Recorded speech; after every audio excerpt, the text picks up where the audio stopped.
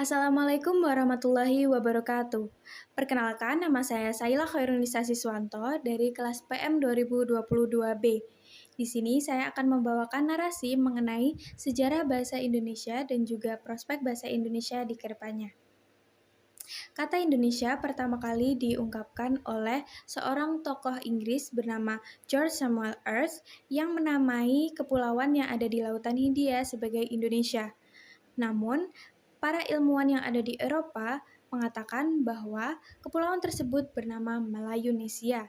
Sejarah dunia mencatat di Journal of the Indian Archipelago and Eastern Asia, seorang tokoh Inggris bernama Logan mengatakan bahwa kepulauan yang ada di Lautan Hindia merupakan Indonesia. Yaitu adalah sejarah singkat mengenai nama Indonesia. Berbicara tentang bahasa Indonesia tentunya tidak jauh dengan bahasa Melayu. Bahasa Melayu merupakan akar dari bahasa Indonesia atau sumber dari bahasa Indonesia. Kita semua tahu bahwa bahasa Indonesia berasal dari bahasa Melayu yang dikembangkan. Sejak zaman Sriwijaya, bahasa Melayu kuno sudah digunakan di Indonesia. Hal ini diketahui saat ditemukannya prasasti yang menggunakan bahasa Melayu kuno yang ditemukan di Bogor dan juga di Jawa Tengah. Hal ini menandakan bahwa bahasa Melayu kuno sudah digunakan di Pulau Jawa sejak zaman dahulu.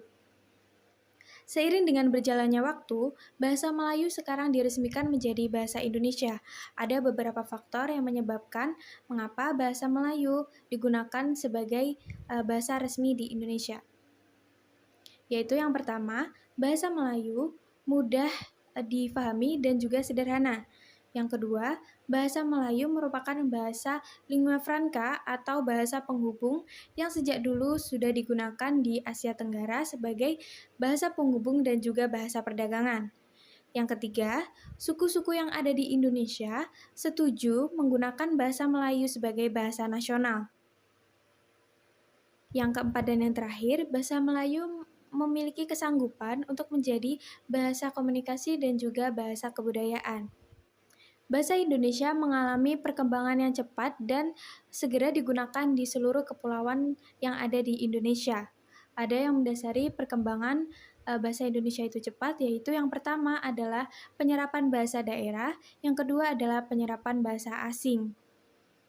Bahasa Indonesia pertama kali diresmikan saat Kongres Pemuda pada tanggal 28 Oktober 1928.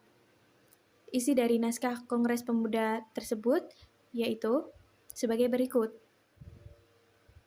Kami, putra dan putri Indonesia, mengaku bertumpah darah satu tanah air Indonesia. Kami, putra dan putri Indonesia, mengaku berbangsa yang satu, bangsa Indonesia. Kami, putra dan putri Indonesia, menjunjung bahasa persatuan, bahasa Indonesia. Di era globalisasi ini, bahasa Indonesia sudah hampir berada di ujung tanduk. Kita sebagai generasi muda patutnya lebih melestarikan bahasa Indonesia sebagai bahasa komunikasi dan juga bahasa kebudayaan di negara kita sendiri, yaitu negara Indonesia. Ada beberapa cara, namun cara yang paling mudah adalah kita bisa menggunakan bahasa Indonesia dengan EYD atau ejaan yang disempurnakan dalam kehidupan sehari-hari. Melestarikan bahasa Indonesia merupakan kewajiban bagi seluruh warga Indonesia yang nantinya akan diteruskan dari generasi ke generasi. Bahasa Indonesia pada masa-masa mendatang diharapkan dapat lebih menampakkan peranannya di kehidupan modern. Bahasa Indonesia tidak hanya sekedar bahasa untuk alat komunikasi saja, namun bahasa Indonesia juga merupakan bahasa kebudayaan negara kita, negara Indonesia. Maka dari itu, kita harus selalu melestarikan dan juga menjaganya. Kurang lebihnya saya mohon maaf. Wassalamualaikum warahmatullahi wabarakatuh.